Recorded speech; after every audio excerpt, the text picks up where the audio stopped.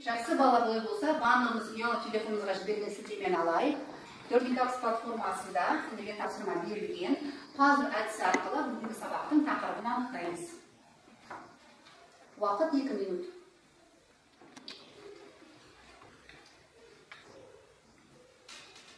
Яғни балалар, сендерге Ахмет Байтұрсынұлы қазақтың бас ақыны деп кімді атады? Абай Құнанбайұлы кім? Және бірімді қазақ, бірім дос көрмесең деген тапсырмаларда ұяшықтардан ашу арқылы бүгінгі сабақтың тақырыбын анықтайтын боламыз.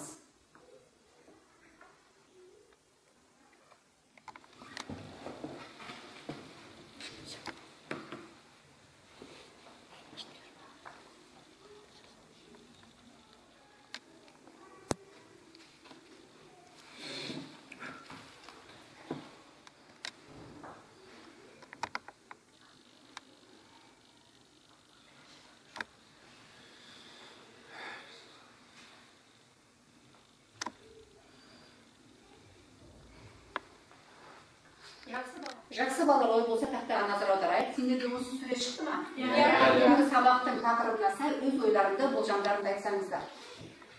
Суретте қазақтың ұлы ойшылы Абай Құнанбайұлы жайлы көрсетілген. Жақсы, бүгінгі сабақтың тақырыбы Абай Құнанбайұлы жайлы. Тағы да суретте неге қарап? Тұрмыс тіршілігі жайлы. Тағы да бүгінгі сабақтың тақырыбын болжайық балалар.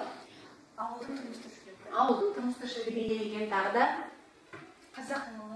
Абайдың қай шығармасымен сәйкес келеді деп ойлайсыңдар? Біз Абайдың 8 аяқ өлеңін өттік. Абайдың келесі шығармасы Қалың елім қазағым өлеңі. Жақсы. Иә балалар, біздің бүгінгі сабағымыздың тақырыбы Абай Құнанбайұлының Қалың елім қазағым өлеңі. Бүгінгі сабақтың оқу мақсаты көркем шығармадағы көтерілген мәселелердің жаңашылдығына баға беру. Олай болса, осы оқу мақсатына негізделген сабақ мақсаты қандай болмақ деп ойлайсыңдар? Өлеңдегі көтерілген мәселені анықтайды. Және жаңашылдығына баға береді. Өлеңнің жаңашылдығына баға береді. Жақсы балалар. Олай болса, қазір сіздерге сканерлеп оқу әдісі ұсынамын. Ұялы телефонға сілтеме жіберді. Бұл тапсырма Абайдың Қалың елім қазағым өлеңін оқи отырып, өлеңде көтерілген мәселені анықтайсыздар және нақты ойды білдіретін сөздердің астын сызып көрсетесіздер. Уақыт 3 минут. Абайдың Қалың елім қазағым өлеңі бірінші топқа берген үзіндіні кім оқиды? Жақсы, Еркежан. Қалың елім қазағым қайран жұртым, ұстарасыз аузыңа түсті мұртың, жақсы менен жаманды айырмадың, бірі қан, бірі май боп енді екі ұртың. Бет бергенде шырайың сондай жақсы, қайдан ғана бұзылды сартша сыртың, ұқпайсың өз сөзіңнен басқа сөзді, аузыменен орап орған өңкей қыртың.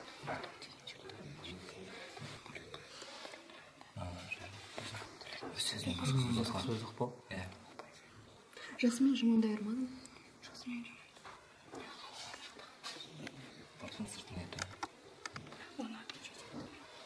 ұқпайсың өз сөзіңнен басқа сөзді.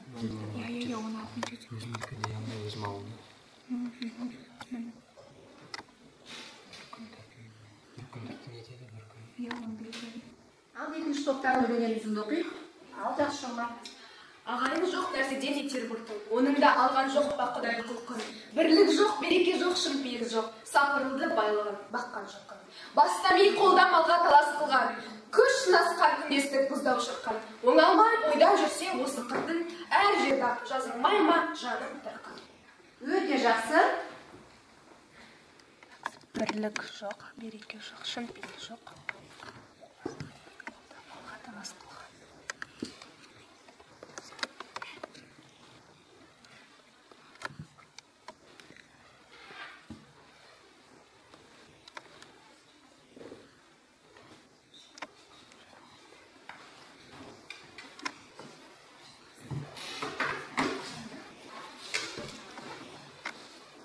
Балалар тапсырманы орындап болса, мәтіндегі көтерілген негізгі мәселелерді анықтайық. Бірінші топ. Ұстарасыз сауына түсті мұртын, жақсы менен жаманды айырмадың. Өз сөзінен басқа сөзді ұқпау. Жақсы. Бірі май болып енді екі ұртың. Еркежан жақсы. Бір күн тұрсың етеді, бір күн бұртың. Тамаша. Екінші топ. Бірлік жоқ, береке жоқ, шын-пейіл жоқ. Жақсы. Бастамай қолға малға талас қылған. Күн сынасқан күндестік қостау шыққан. Дианасыз, қайғысыз, қайғысыз. Не түсер құр күлкіден жыртың. Қалың елім қазағым өлеңінде Абай қандай нақты мәселелерді сипаттады? Қалың елім қазағым қайран жұртым өлеңінде Абай Құнанбаев елдігінен айырылған, берекесі қашқан қазақ халқының тарихи трагедиясын сипаттады. Өте жақсы, рахмет. Бірінші топ, сіздерге айтасыздар, Абай өлеңінде қандай мәселелерді көтерді? Жақсы менен жаманда айырмадың сөзінде сол замандағы ең басты проблеманың бірі ел арасындағы алауыздық пен бірліктің болмауын сипаттап тұр. Жақсы, рахмет. Ал балалар олай болса, екі топтың бір-бірін бағалауына көңіл аударайық. Біздің бүгінгі бағалау ерекше болмақ. Лайк егер де ұнаса, дизлайк егер ұнамаса, репост жариялау, яғни өзіме түртіп алу, осы пікірмен бөлісу. Бірінші топты екінші топ, екінші топ оқушылары бірінші топты бағалайық. Ал балалар олай болса, топпен ақылдаса отырып, топтық бағалау жүргізейік.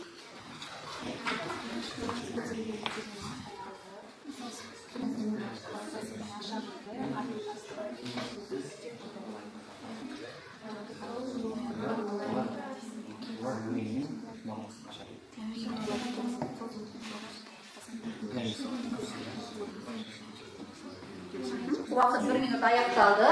Жақсы, олай болса, бірінші топты екінші топ бағалайық. Бірінші топ өлеңнің мағынасын аша алды, мәселесін көтере алды. Сол себеппен біз бұл топқа лайк қоямыз. Жақсы, рахмет. Келесі бірінші топ, екінші топты бағалайық. Біз екінші топқа лайк басамыз. Себебі олар өлеңнің өзінің мағынасын аша білді. Сол үшін біз оларға лайк басамыз. Екінші топқа репост қоямын. Олар көтерілген мәселені жақсы қозғай алды. Мен сол арқылы өзіме түртіп алдым. Жақсы, рахмет. Ал балалар, ендігі кезекте диалогтар алаңында жұмыс жасаймыз.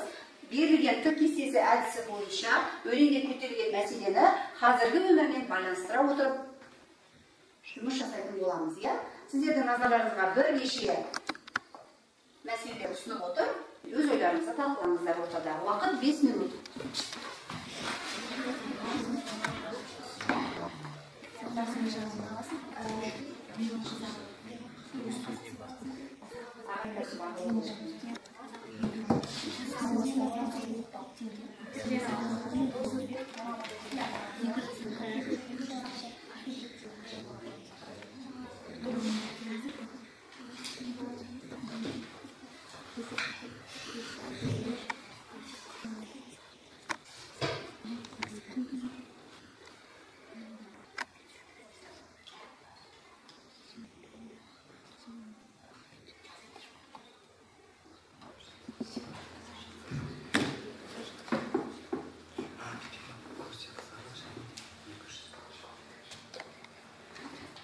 Балалар, бүгінгі бағалау ерекше болмақшы, фразеологиялық тіркестер арқылы жүзеге асады.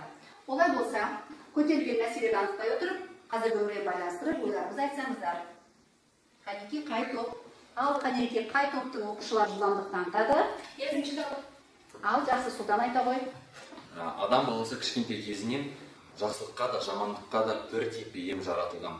Бұл екі қасиет бір-бірімен астасып келе жатыр.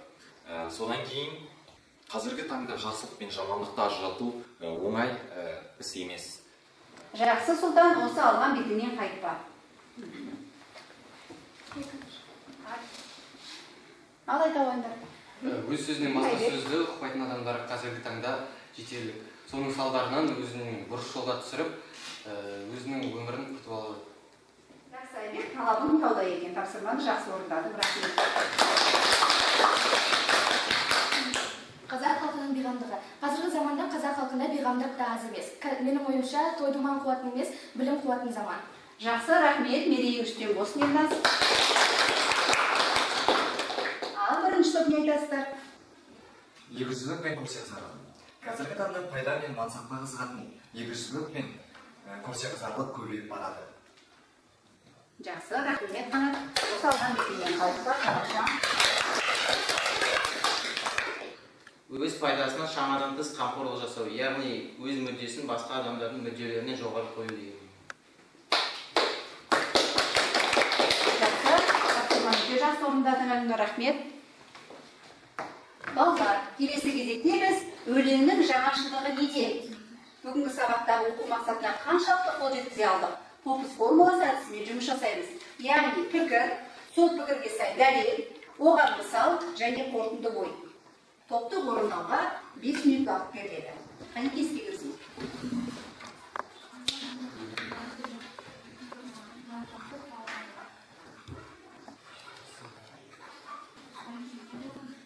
Жазып жатқан әрекеттерін айтып тұрыңдар балалар. Жақсы. Көтерілген мәселені ашады.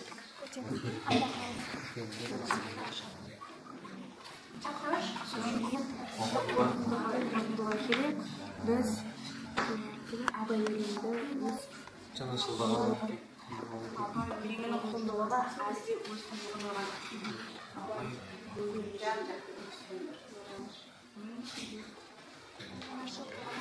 баға бердік.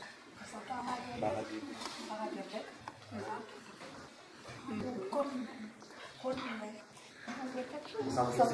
Және де мысал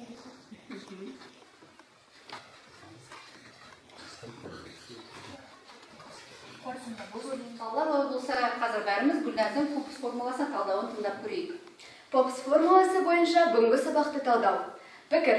Абай Құнанбаев өзінің өлең арқылы тарихта аша алды. Дәлел. Абай Құнанбаев өзінің осы шығармаларында сол заманның өзекті мәселелерін өлең арқылы жеткізді. Мысал ретінде Абай Құнанбаевтың «Қалың елім қазағым, қайран жұртым» өлеңі келеді. Қорытынды. Өлеңде өз заман тарихын, қиыншылығын, өлең жолдарында жеткізіп айта білген ұлы жазушы Абай Құнанбаев сол заманның шындығын аша білген ұлы ағартушы. Жақсы, тамаша, бұл тапсырманы орындауда өте жақсы жылдамдық таныта білдің. Ал жақсы балалар, бірінші топтың Попус формуласын тыңдап көрейік. Бүгінгі сабақта бұл өлеңнің мазмұнын түсіндік. Дәлел, Абайдың өлеңін жан-жақты талдадық. Мысал, қазіргі өмірмен байланыстырдық. Қорытынды, Абай өлеңінің құндылығын әлі де жоғалтқан жоқ. Яғни бұл арқылы балалар біз бүгінгі сабақтың оқу мақсатына жете алдық. Өте жақсы, рахмет. Екінші топ мүшелері.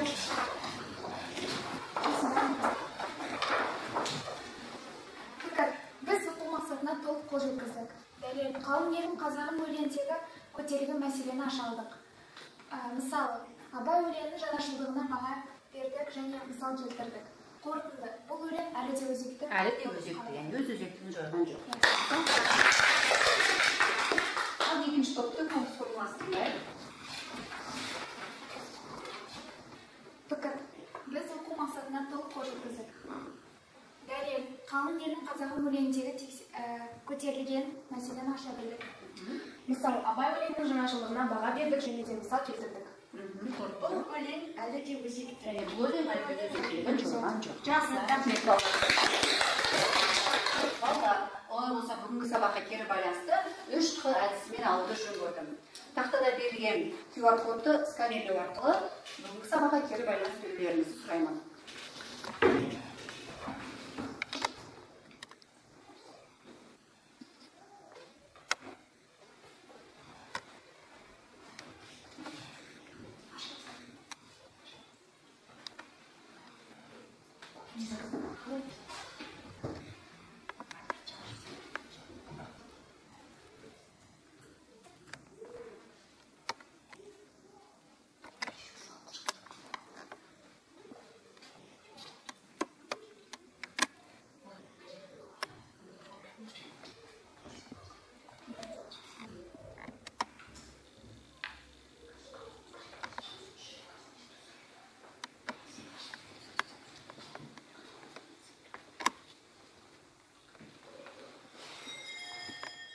Балалар, сынып оқушыларының барлығы кері байланыс берді. Бүгінгі сабақ бойынша неке мен оны Google Дисктен қарап отырмын. Ал балалар, олай болса бүгінгі сабағымыз аяқталды. Сабаққа қатысқан барлық оқушыларға белсенділік танытқандарыңыз үшін үлкен рахмет.